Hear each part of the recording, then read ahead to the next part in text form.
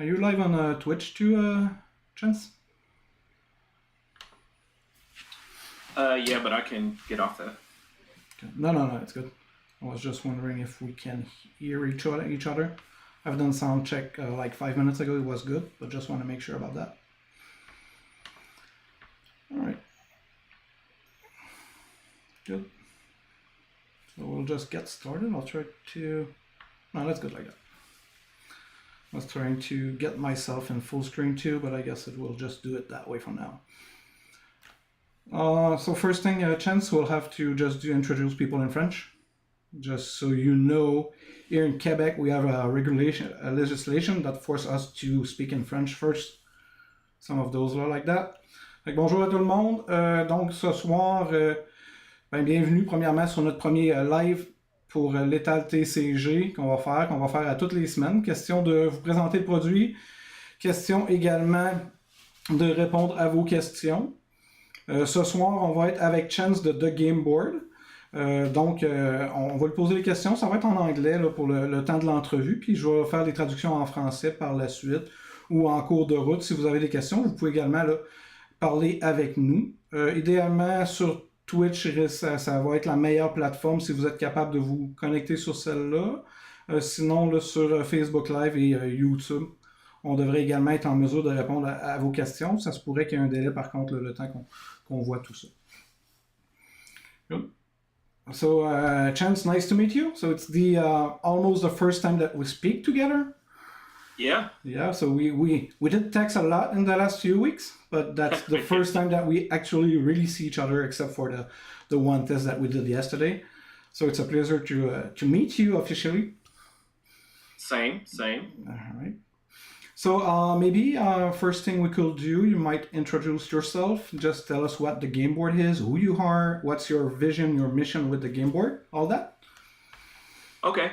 So I am Chance. I am one of 4 members of the game board, and that is a production content creation group based here in Nashville, Tennessee. Focused primarily around the board game and tabletop community.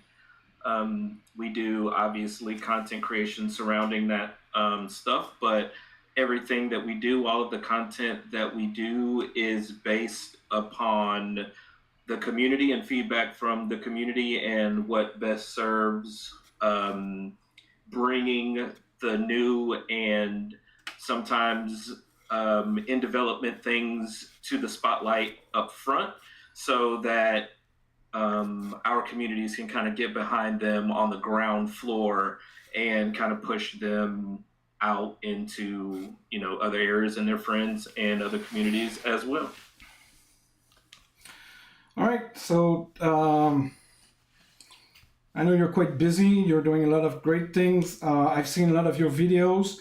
I honestly really like what you're doing, and just so people know, you should just follow these guys on YouTube. I think they are doing some of the best board game videos. Well, at least from all what I've seen so far. So they're doing a great job. Thank you. Make sure to follow them. So the game board. What's the last? There's some numbers, right? 615. So that's the area code here in Nashville. So it's the game board 615. En français, donc je vous conseille fortement d'aller regarder leur contenu de Game Board 615 sur YouTube. C'est la principale plateforme qu'ils vont utiliser. Très très intéressant. Évidemment, les vidéos vont être en anglais, mais ils vont vous donner là, des bons avis sur plein de jeux. C'est un groupe qui cherche à être très professionnel dans ce qu'ils font. Donc, allez les suivre. Je pense que c'est très intéressant. All right. And I also would like you to tell us how we met. I think it matters in these circumstances because go ahead. Yeah, I mean, so there was a post about needing some content surrounding a board game that was in development, a TCG that was in development, and I, looked at it and thought that it definitely caught my eye as far as the overall mechanic of it, the tactical aspect of it, and our channel being something that is, those are the things that we prefer to talk about and highlight and get in on the ground floor of. And it was just the perfect opportunity of someone looking for something that we do and us wanting to provide it to someone. And definitely thought that Lethal was innovative enough to kind of push its way into the TCG market for sure. Just quick translate there. Donc, avec Chance, on s'est connus en fait il y a quelques mois. J'avais publié une annonce disant que je cherchais des créateurs de contenu, principalement le côté anglophone. Évidemment, on cherche en français aussi, mais et Chance a vu cette offre-là et a regardé notre produit, il a trouvé que c'était vraiment très intéressant, que ça cadrait bien dans le cadre de qu'est-ce qu'eux font, c'est-à-dire de regarder des nouveaux projets. Chance aime bien les TCG aussi. Donc, il est embarqué dans cette histoire-là. Il nous a contactés, puis par la suite, bien, on a débuté tous ensemble. Fait que je pense que c'est intéressant de dire que vraiment, on se connaît pas, on s'était jamais vu avant, comme on l'a dit. Donc, c'est comme ça que ça a tout décollé. So you've seen that ad on Facebook. It sounds so much cooler when you say it in French than when I say it in English. I love that. All right. I'll teach you. Okay, yeah. So you've seen that ad, and then we first got introduced together. So and I sent you some prototype decks that you've got owned. Yeah, that you can see there. A couple of people already have those two here. So you've got the game. You've got to first try it.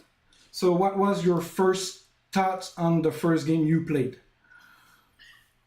So having the rules explained in the videos and stuff, we went into it kind of, me and Michael, another member of the game board, not really knowing what to expect from the game, but right away the board, like literally from the first move of having to decide where to place your fighters on the board, that aspect alone set it apart from all of the other TCGs, because literally none of them do that. So the first impression right away was, okay, we're definitely dealing with something different here. All right. Just to reassure myself, so you've played with Michael, and I don't think I ever spoke with Michael. We just speak to each other. So he liked that too, right? Yes. Okay. Yeah. All right. Yes. So it was a shared impression. All right. Yes, good. For sure. Yes. That's good news. And when we spoke, you mentioned me that you're also working with other TCGs. So I think you're working with a couple other companies that are startup or different type of project. Don't need to name them. Yes. Okay. But so what really differentiate Little? So you spoke about the positioning aspect and a couple things, but can you develop more about that? Yes, of course. So it's going to come up. The tactical aspect is going to come up a lot in this conversation, simply because it is singularly the thing that sets it apart from other TCGs, just from a basic mechanic level, but also the use of the cards as resources versus having to keep track of another set of resources all of the time on the board. Kind of added a new element of your cards having more than one purpose, and you having to decide whether or not a card is worth more being used to block, for example, in a situation, or if I need to try to hang on to that card to play it for its full effect later. So having that duality of every single card as a resource is definitely something, because most card games, TCGs, you use a different thing altogether as the engine to power the cards or the magic or whatever it is that game has. But this game simplifying that into pretty much everything into the cards makes it simple, but it adds a level of strategy just within yourself that other TCGs just don't have. Yeah, and that's something that we really tried to do when we first get started, like over 3 years ago, to get that easy mechanic and make sure that you have no dead cards. And at the same time, we just want that game to be very simple. How did you feel about that? Is that simple to play it? Is it hard to Yeah. get into that? Like how long it took you to get used to it? Well, we've probably, the honest truth is we've played quite a few times. I won't embarrass myself and tell you exactly how many times, but it has been a lot. And it was easy to grasp at first, just the simple mechanic of using the cards as resources. But the more you play, the more the strategy of which cards to use versus, like I said before, that comes up. Just you start to see that nuance happen more and more the more that you play it. And so, the card that you get one time, it might be something that you feel like you can do without and use it to block, and then the very next game that very same card may save you or may be the thing that you need to initiate an action or combination of things, and you can't afford to use it to use it to block or use it as a resource. So I think that that is very well balanced within the game. All right. And we all do during our first game. We look at our cards, and it seems like we can do crazy stuff, and then we go all in. Let's say so you just push that brute forward with refresh cards, and then you try to hit the opponent, and the opponent got like as the perfect block, and then you do almost nothing, and you lose that first guy. That's normally no typically what happened during game one. Is that what happened with you too? Yes, that with not understanding the nuance of the tactical parts of the game, went full speed ahead, and it turned out to be a completely bad idea, and that is by design. The brute bring being strong in melee and up close, but if you know how to use the positioning and the strategy of the rogue or of the wizard and using their distance, and their spells and the magic and stuff like that, it really is balanced, and there wasn't a a comeback for that. Yeah, because I mean, I've played with many people, obviously, and they all do that. They just rush during that first turn, and then they complain like, "Well, I don't have any more cards, so I feel like I cannot do much." And that's something that you need to master. So I know you've played like many games, so with time it just comes, and then it gets easier. And at some point, you feel like you almost have too many cards in end. Almost, it never really happened, but at some point you have enough cards once you get used to it. So that's for us, at least the designers and our team that developed the game. That's the part that we like the most, because that's how you differentiate the experienced player from the newcomers into this.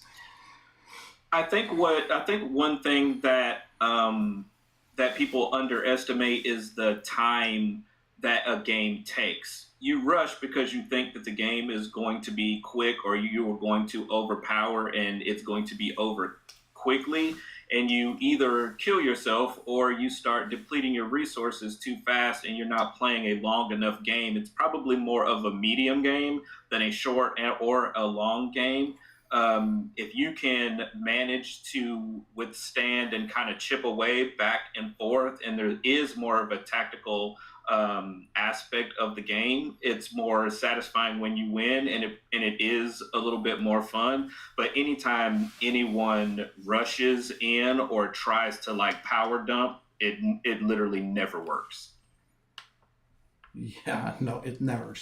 And that's what I like to say about this game. It's a game of mistake. So normally when you lose, it's because you do those mistakes. You think you can push forward, and that wasn't the proper timing, or you do something wrong, and that's normally how you lose.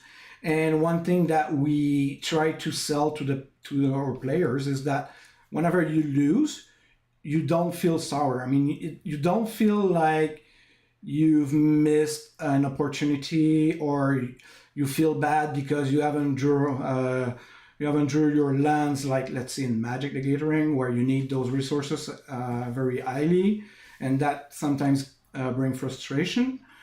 or because the opponent top deck is combo pieces and then he just wins the game right on the spot. That doesn't happen in this game. So in my opinion, whenever you lose, you don't feel bad about it. You might feel bad about yourself. You might just question yourself why I've done that or that, but you never get that sour feeling of that some other games have. Do you agree with that? And I think that's also, you know, kind of by design with the cards as a resource, because you aren't relying on those draws of those things like lands or things that power your cards.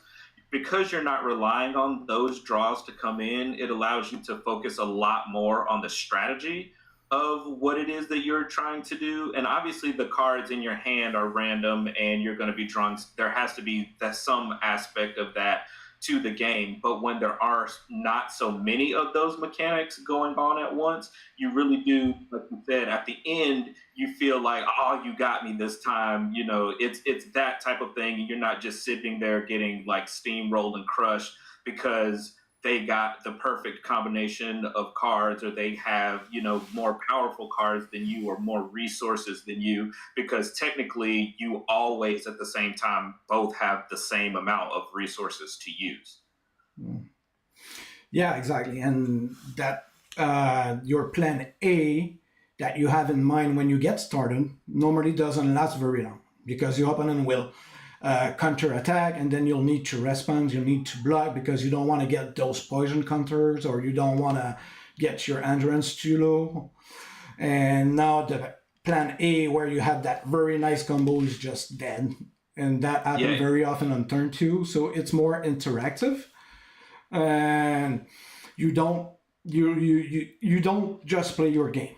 You cannot do that. Many games, Yu-Gi-Oh, Magic again, typically you just do your things on your turn, and in this game that never works.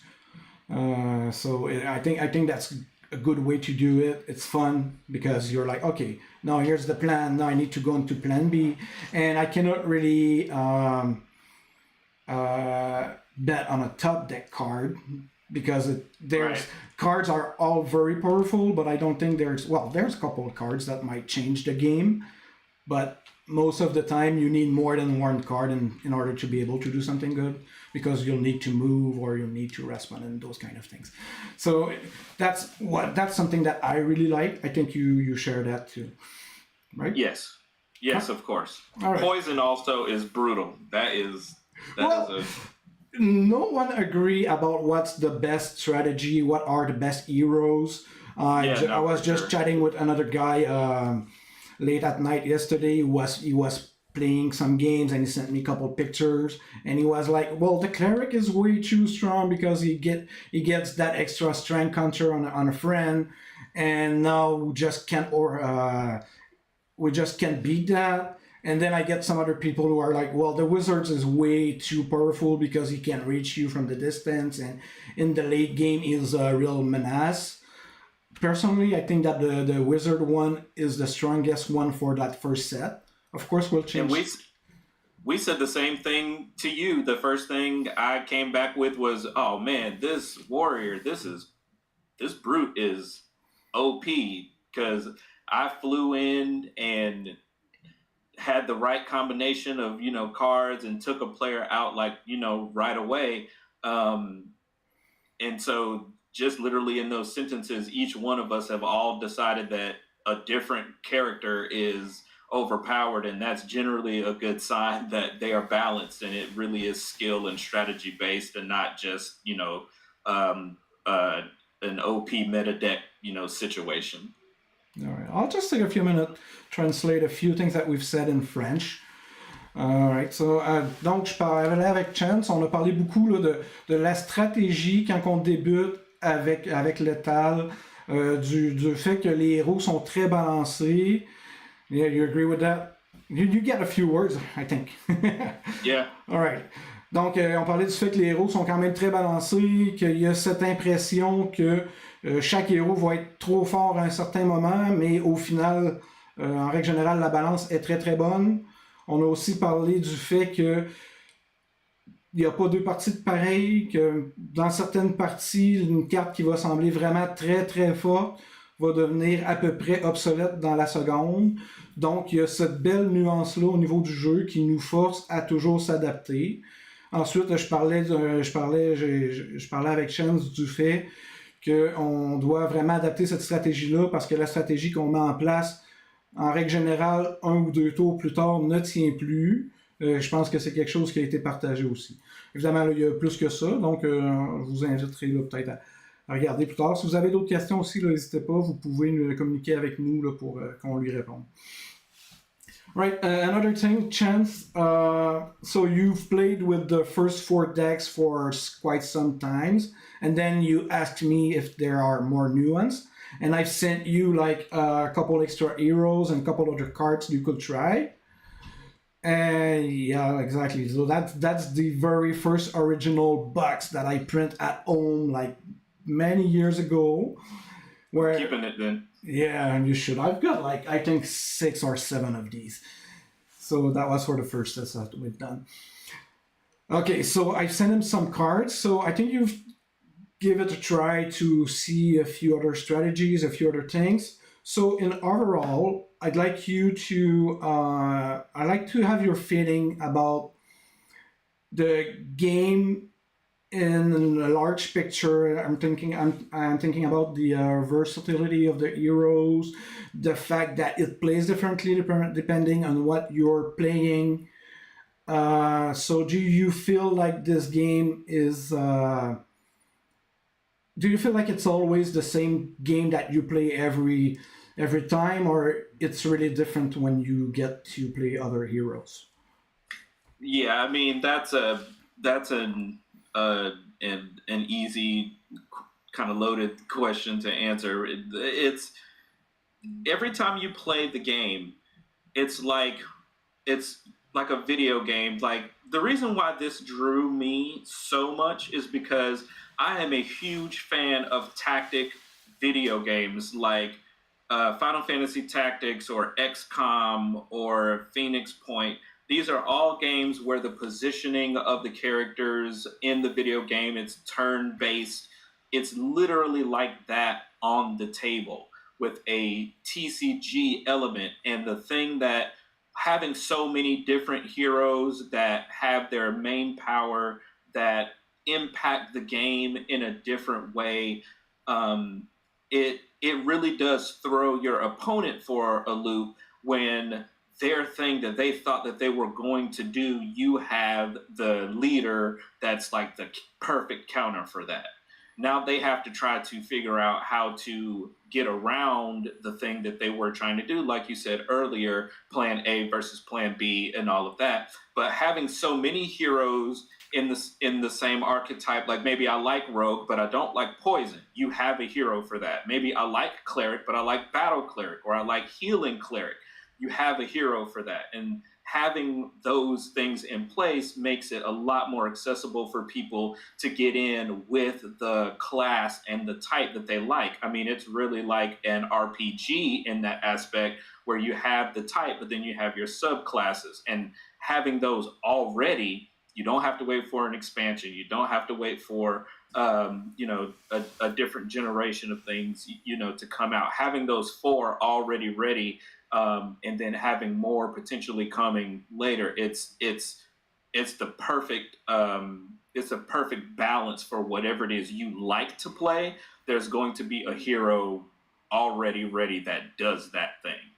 All right, but I can guarantee you that with the upcoming sets, we'll get deeper and we'll get new things out. Just to tease a few things, in the second set, we'll go very deep into the ice mechanic, so you'll freeze your opponent so they won't be able to play things. And that's mine. That's what I'm waiting for. I want that. Well, we'll have that, and we've tried it already. We still need a few final tweaks because it was really powerful in some situation, but we found a way to deal with it, and right now it's really fun. So that's one of the strategy that we'll have. And we'll have some more interaction with the board itself too, where you're going to put obstacles and we'll warp the world during the game. It won't be like at the beginning of the game you put obstacles and those kind of things. It will be like spells that do that, but that will add an extra layer, and also will work. Hold on a second.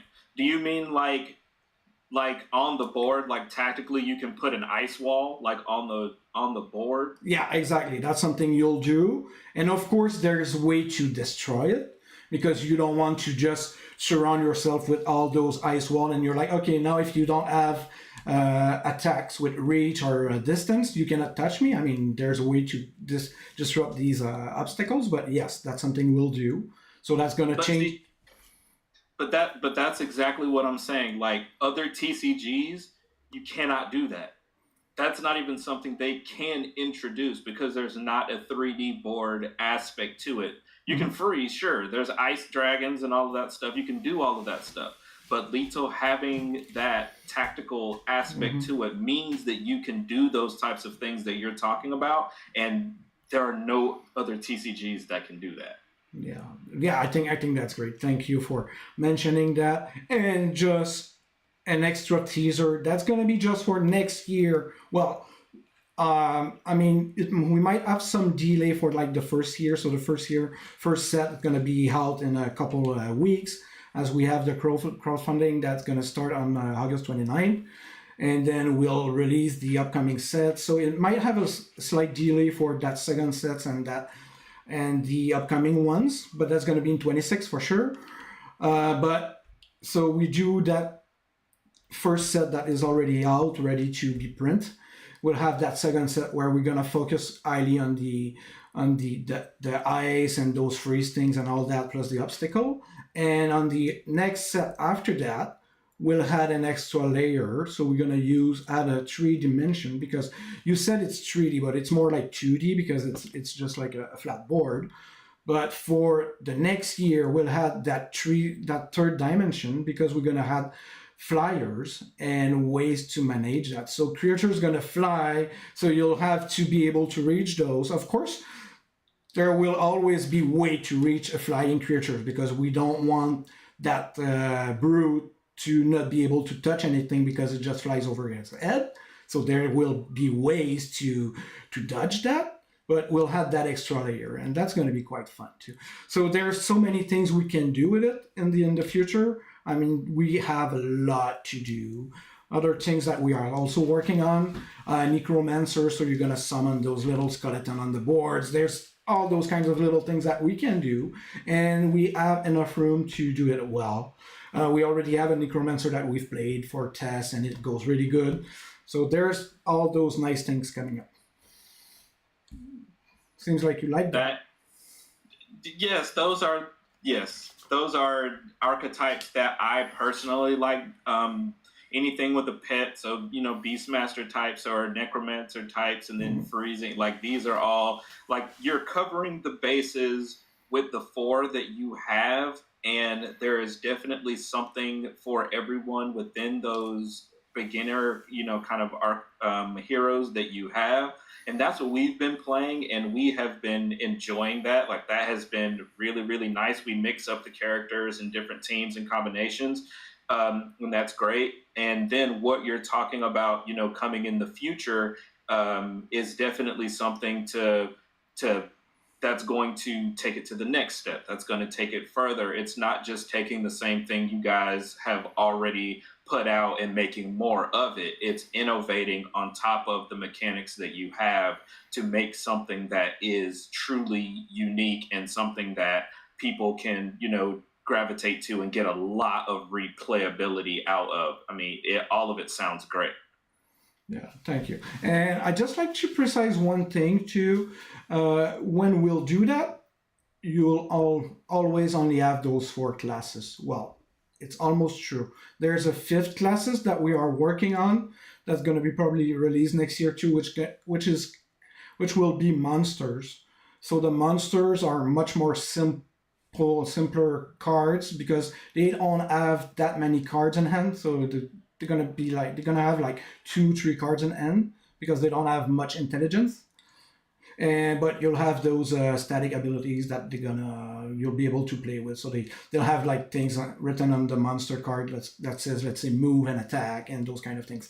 So those are going to be a little simpler to play, and they will come later on, like let's say the 5th type, but we won't add any other type after that. So everything that we'll do, it's going to be with the 4 first classes that we already have. So that way you won't ever get cards that get obsolete. So your favorite cards will always be able to play it.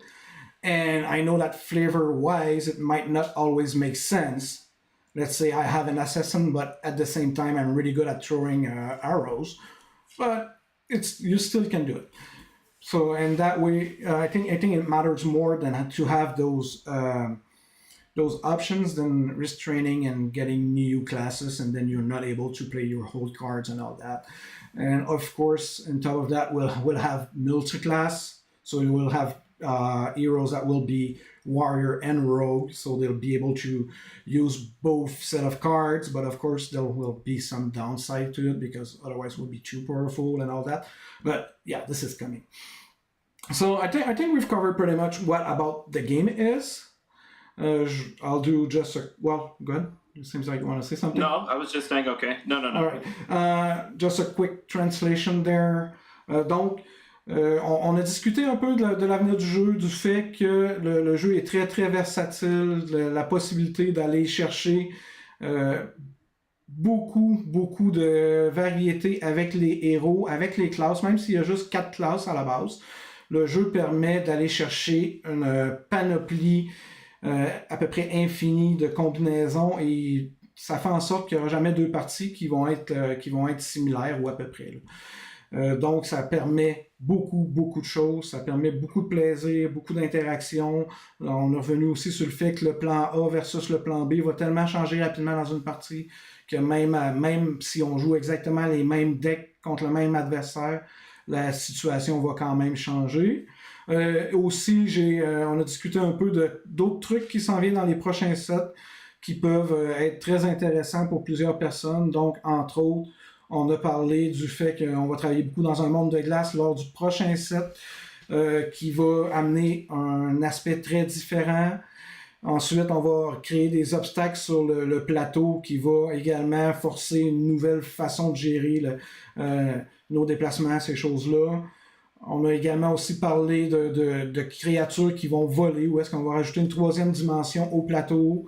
Fait que tout ça pour dire qu'il y a vraiment énormément de choses qui s'en viennent au niveau du jeu. Beside that, Chance, so we've spoke for like 10 minutes and I shortened that in 30 seconds, so we're missing a lot of things, but that's all right. I just want to keep up with you. So I think that covers the game really well, and I really appreciate your comments about that. I'm really happy to see that. Okay. And also, I've sent you a couple foil cards, new cards, because we're getting the new design. So do you like those new cards? You feel it's good? Because those will be the final products.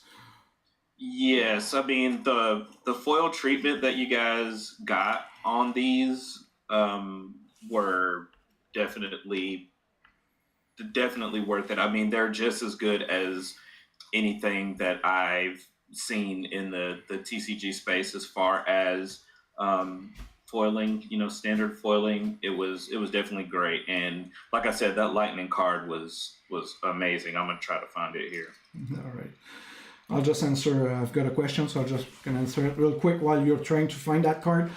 Donc oui, Ludovic, on travaille avec une histoire. D'ailleurs, si tu vas voir sur notre site web, à toutes les semaines, tous les lundis, on rajoute un bout d'histoire où est-ce qu'on vient parler. Là, présentement, on est encore en train de placer.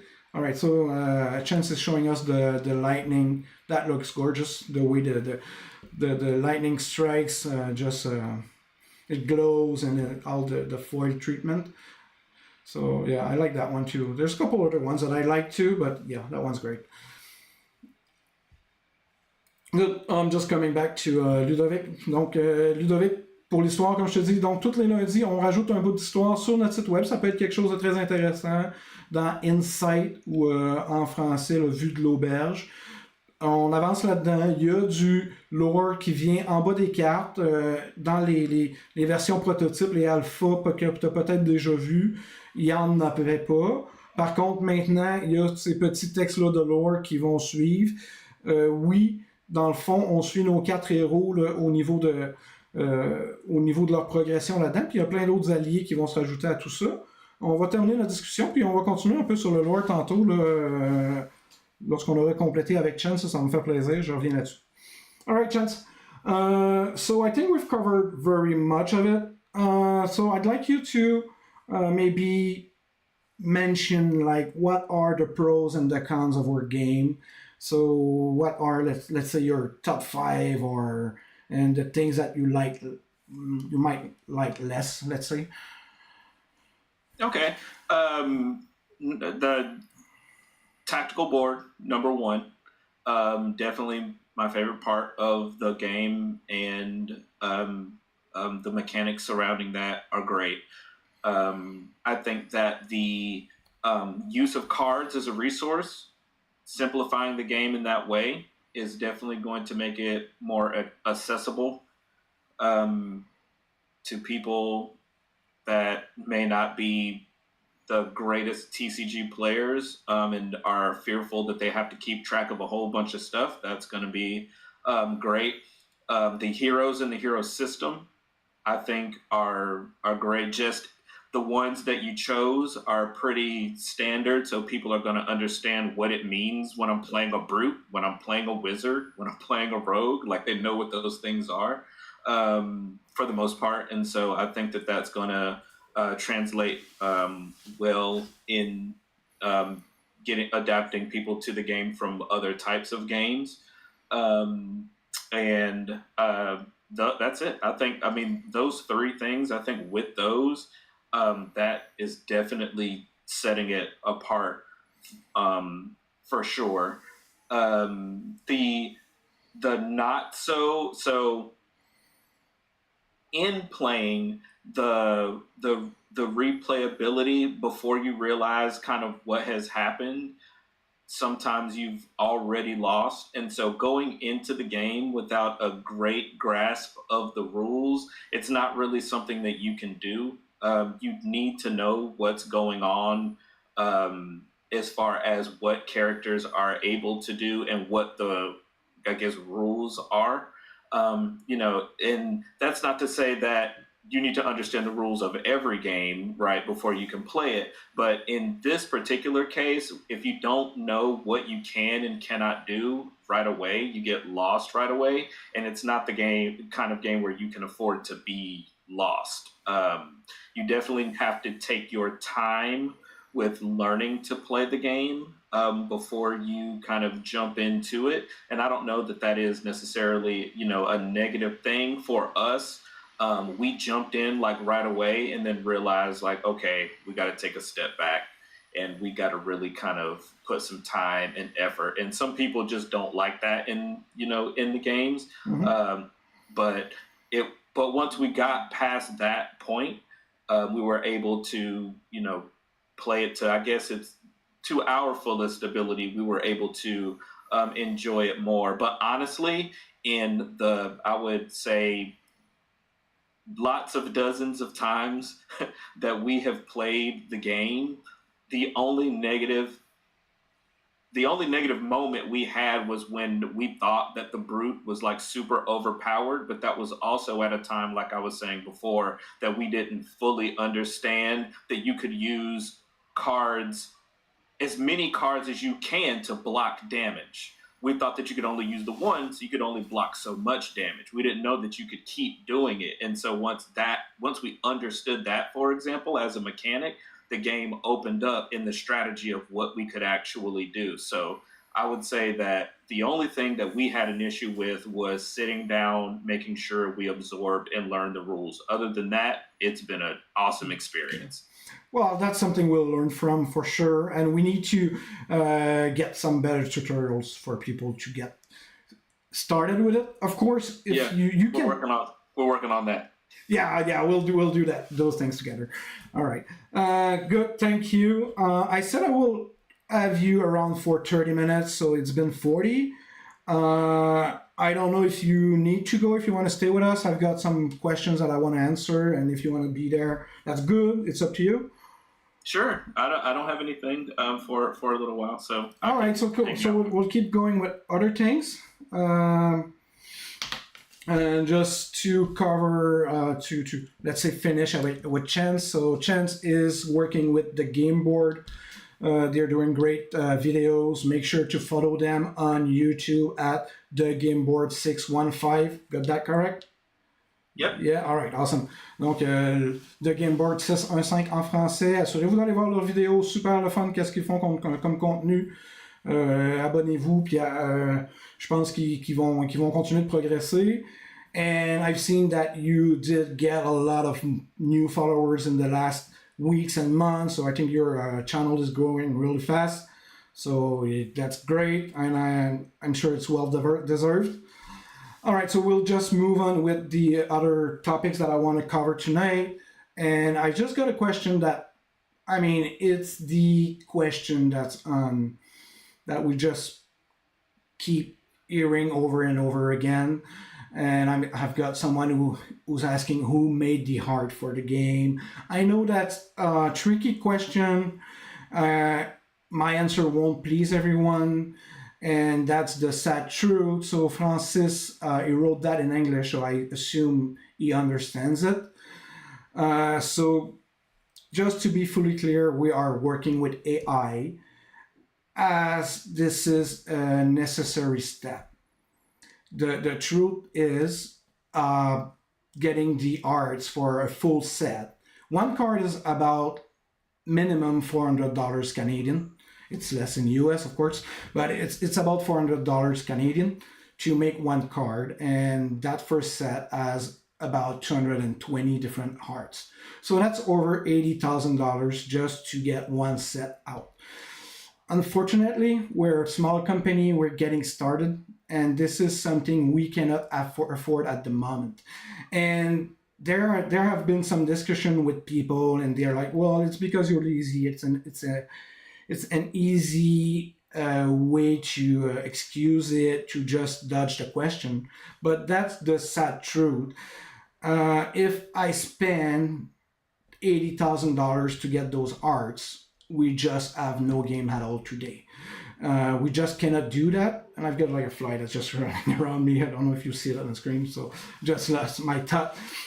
I'll try to get rid of it. Okay, all right. So that's the sad truth. If I have that debt, it will take me over a year just to pay it back. So that means more than a year without development, without anything else going on. And if I do that, well, game's dead. That's the sad truth of it. And the other truth of that is that to cover the fees of these artists, I will need to raise the price of every single booster pack by $4 just to cover the fees. Of course, over time we'll get bigger. I think that people will like our product, will start to sell more and more, and then we'll be able to move to artists. That's some things we want to do. That's something we have,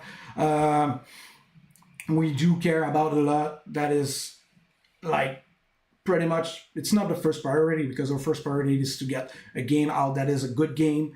And we want to make sure we still have the right cash flow to keep moving forward, because I don't think it's wise to just struggle with debts and then never know if you'll be able to pass the next month, and then you get a bad month and now you have to shut down everything. I don't think that's wise to do that. So we'll just move that way. I can guarantee you, Francis, that we'll have artists as soon as people will back up the game. We also have discussion whether or not we should reprint a first set with the with original arts once we'll get there. That's something we'll think about, and that's something that we'll make sure that our community is involved in. So whenever that will be the time, we'll just talk with people, and we'll make sure to get the true feelings of people about this, and then we'll take decision, and we'll just keep you informed. So that's what happened. Do you have anything to add about that, Chance?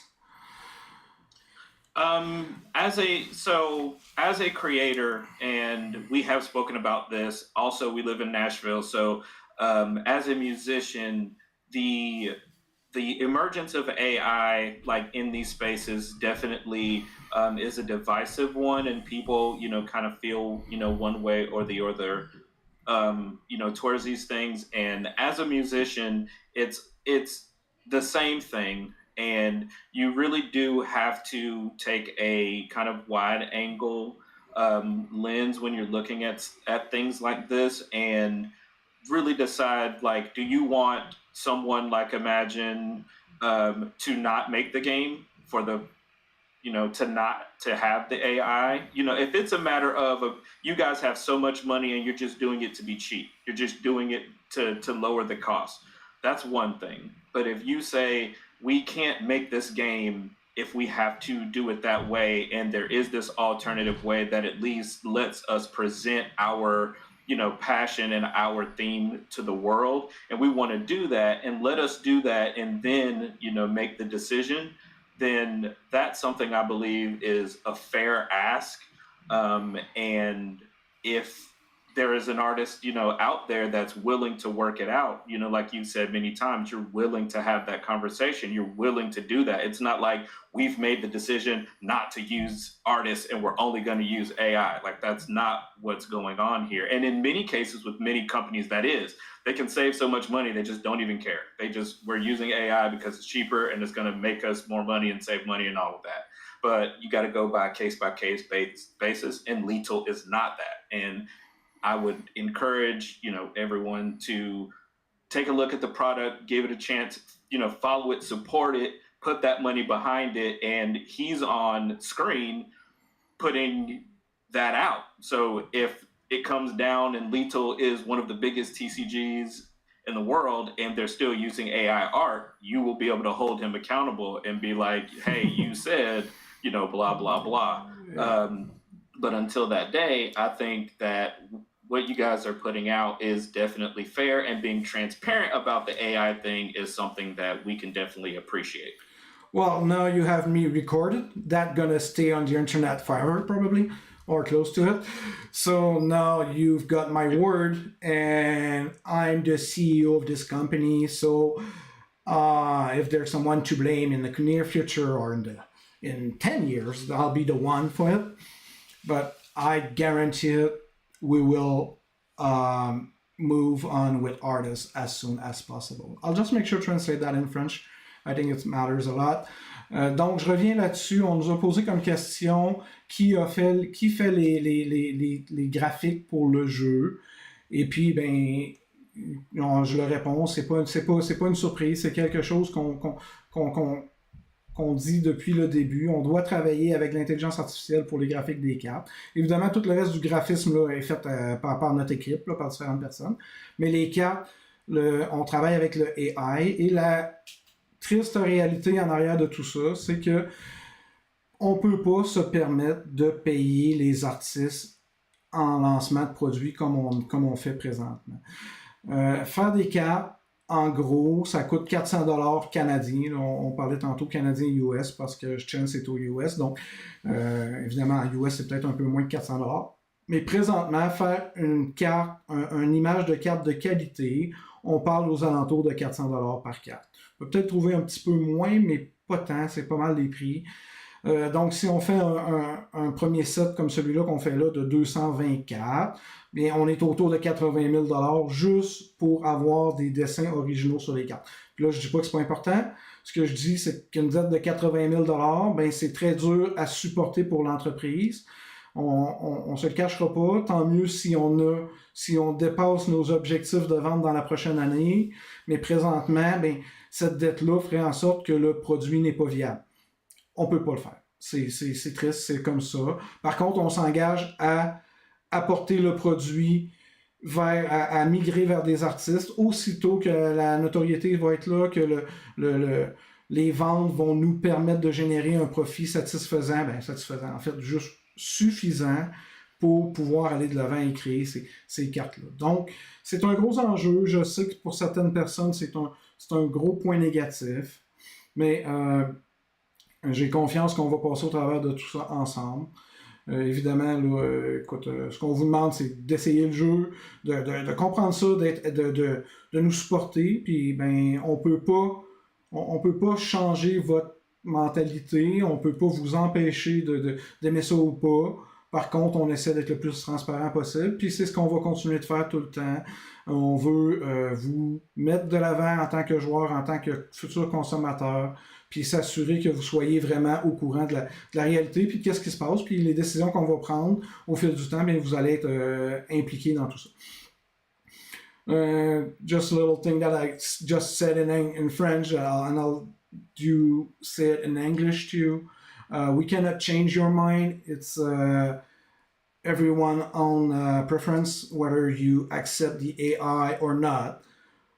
But we'd like you to give it a try, fully understand us, and then be with us, and we'll just make sure to share everything. Ça fait plaisir, Francis. C'est vraiment un point important pour nous. Puis si tu nous suis, là, je sais pas si tu nous suis déjà sur soit sur Facebook ou notre site web, ces choses-là, mais on va vous tenir impliqués dans tout ça. C'est garanti. J'ai Ludovic ici, là, chaque chose en son temps. Un jeu bien développé vend mieux qu'un beau jeu vide de contenu. Merci Ludovic. C'est ce qu'on croit. Par contre, c'est quand même toujours très difficile. Quand vient le temps de pousser le produit de l'avant, quand vient le temps d'aller chercher des partenaires, que ce soit financiers ou autres, il y a comme quand même l'univers est très complexe. Là, je ne ferai pas une rhétorique là-dessus ce soir, mais il y a beaucoup d'acteurs, puis malheureusement, c'est quand même un point qui revient souvent. Donc, merci de nous comprendre. So, we had just had a comment that said, like, everything comes up with time, and it's better to have a finely tuned game than a nice game but that feel like an empty box. So that's one of the comments we've just got. But yeah, so just like I said, it's really hard. It's much more than that, because we need to get involved with distributors. We need to get investors and those kind of things, and sometimes AI is a major bottleneck. So we're working on this. It doesn't mean that we're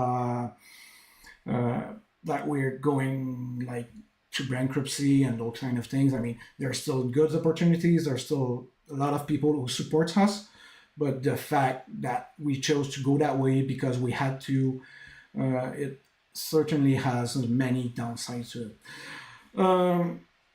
But that being said, I think we'll just move on with something else. If you ever have more questions about the AI and all that, just feel free to write it down. I'll try to comment. I don't see on the, I cannot see the YouTube comments right now, so I don't know if we have any there. If that's the case and you can bring it back on Twitch or Facebook, that would be better. Je sais pas si j'ai des commentaires sur YouTube, je vois pas j'arrive pas à voir les commentaires sur cette plateforme-là, donc s'il y en a qui font les commentaires là, qui veulent avoir des réponses, peut-être essayer de migrer vers Twitch ou vers Facebook Live, ça va être mieux pour nous. Alright, so that being said, next topic I want to cover is about the crowdfunding. That's the most important thing that will come next. Because no matter how hard we work to get this game in two places, I think, and I'm really happy to hear your comments, Shens. There's a lot of things you've just mentioned tonight that I've never heard before, and those really motivate me even more. But the truth is, even if the game is great, even if it's the best game in the world, if people don't care about it, well, it won't exist. And it's even more true with TCGs, where you need to get that community whenever you want to play it. When you buy a board game, you buy it, you have it at home, and you play it whenever you want with your friends. And that's cool. When you go into TCG world, you want to get competitions, you want to get, you want to be able to go to your local game store and get to play with other people, to do tournaments, to evolve as a player. And that crowdfunding that we will do starting August 29 is the most important part. So that's how you will motivate the other people around to get into this game. and to grow our community. What happens if we want to get into the stores want their customer to ask for the game.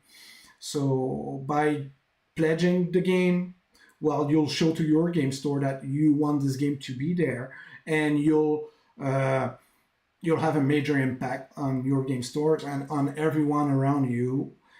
So you need to support us that way. Just quick translation in French. Je reviens sur la campagne de sociofinancement qui va débuter le 29 août sur la ruche. C'est un élément extrêmement important pour nous permettre de continuer. La vérité, c'est que quand on fait un TCG, il faut avoir une communauté à bâtir autour de ça. Et on veut pouvoir jouer aux jeux dans les magasins, dans nos boutiques préférées, avec des gens.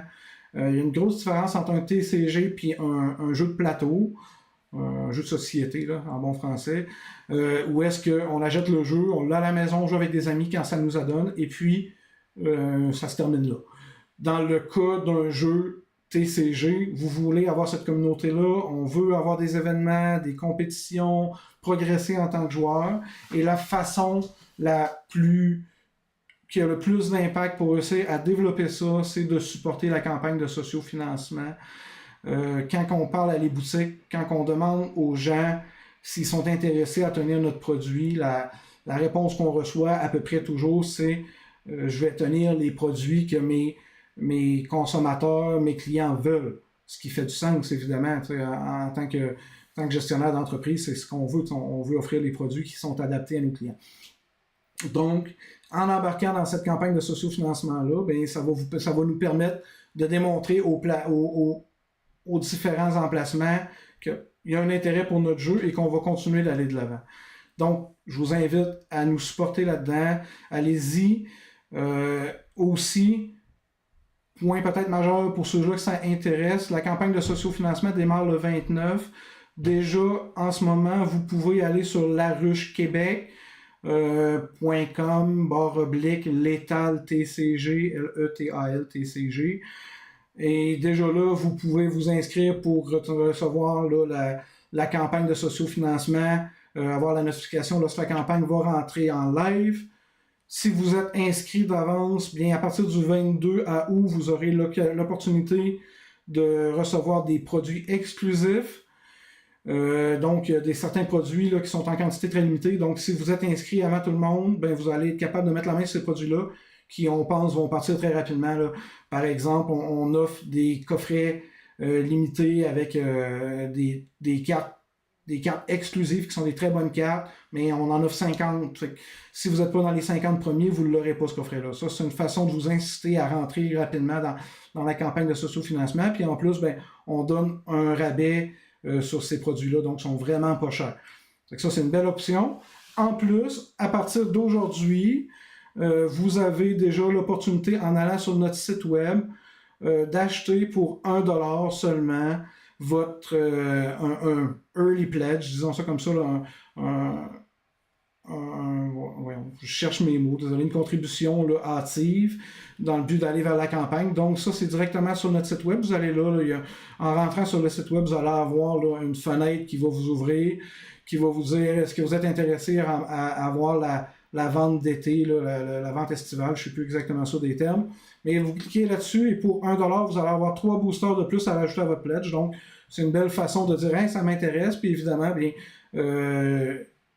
en faisant ce pledge-là, bien, nous, on va vous suivre, puis on va vous relancer dans tout ça, puis on va vous faire de quoi d'intéressant.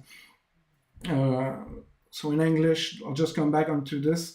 So if you want to support us, so the campaign will start on August 29, but starting August 22nd, for all those who has already registered, you'll be able to join the crowdfunding on laruchequebec.com/littletcg, so you can subscribe there.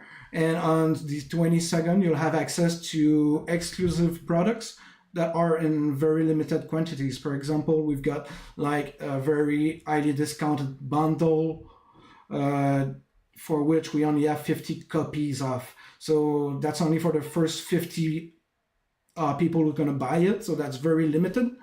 But you'll get probably the best card the game has to offer so far in foil exclusive version for, I think it's $5. I'm not sure, it might be, I need to double check the number, I don't have those, but it's around that amount of money. So it's really cheap, but you only have 50 of these, so you need to register first. So make sure to register on your crowdfunding campaign, and so that way you'll be updated whenever that happens.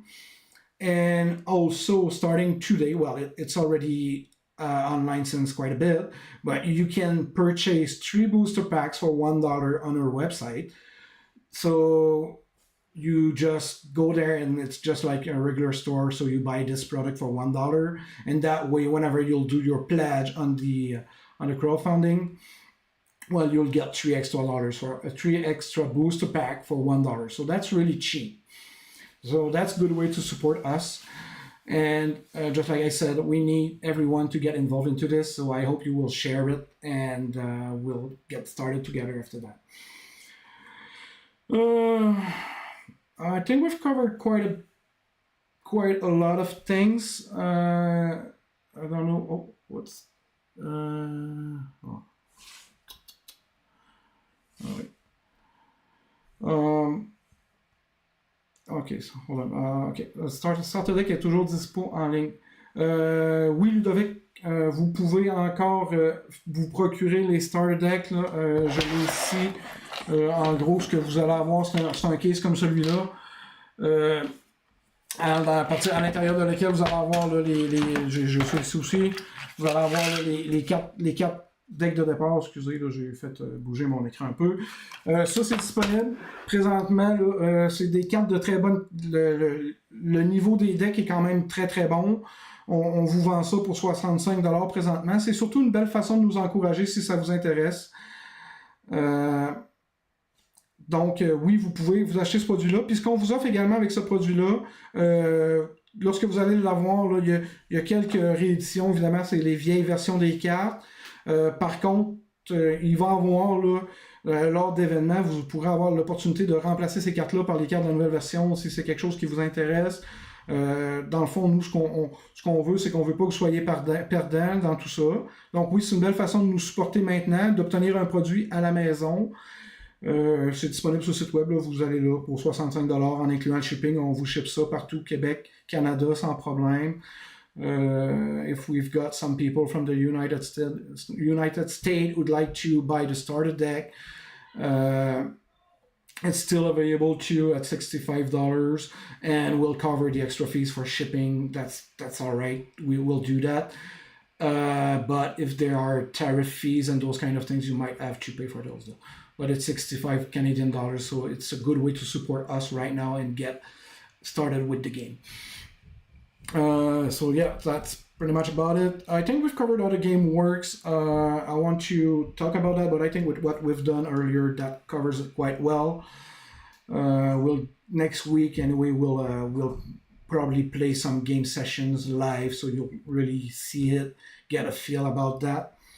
La semaine prochaine, on va jouer des parties pour que vous puissiez vraiment bien comprendre, en espérant que vous soyez de retour avec nous, que vous avez trouvé ça intéressant, qu'est-ce qu'on crée. Anything you think I'm missing, Chen? Something you feel like, well, people should know that? No, I think we did a pretty good job of covering that stuff for sure. Alright, so je sais pas si j'ai d'autres questions. Y a-t-il quelqu'un qui comme je dis, là, s'il y a des gens sur YouTube Live, on ne voit pas YouTube Live, donc peut-être apporter votre commentaire en direct, là, soit sur Facebook Live ou encore sur Twitch. Ok, je vais supposer qu'on a répondu aux questions de tout le monde.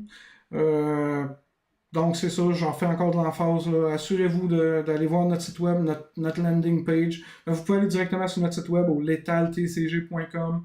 Vous allez avoir toutes les informations. Fouillez là-dessus un peu.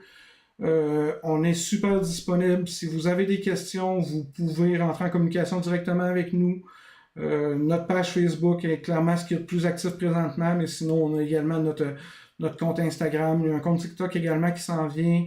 On a le Discord qui va être ajouté dans la prochaine semaine pour les gens qui veulent discuter. C'est que ça s'en vient également. Ça va me faire plaisir, Ludovic. Donc pour la ruche, on va sur laruchequebec.com/ Letal, Letal, TCG. Ça devrait fonctionner et à partir de là, tu peux t'inscrire pour réussir à nous suivre là, puis avoir les notifications quand tout ça va se mettre en place dans quelques semaines. All right, so thank you very much, Chance. I really appreciate what you've did today. I think you spoke true. That's something we really want to do. I mean, nothing was staged in this discussion we had. I think those were your real feeling, and that's something we always try to do with everyone who played the game. And for the next weeks, if someone wants to share experience, we'll invite those people live, and it's really easy. All you need is your phone. You don't need to have that big setup that Chance has. And we'll just talk together and you'll share your experience. That's something we want to do every week. And we'll have some more next week for sure. So thank you once again, Chance. Have a good evening. Merci à tout le monde. Thank you. Thank you. I'll see you. All right. Fait que merci à tout le monde. Passez une bonne soirée. Sur ça, bien, on se reparle la semaine prochaine. S'il y a quoi que ce soit, bien, n'hésitez pas à communiquer avec nous là, directement sur Facebook ou via tout autre moyen de communication. Bonne journée!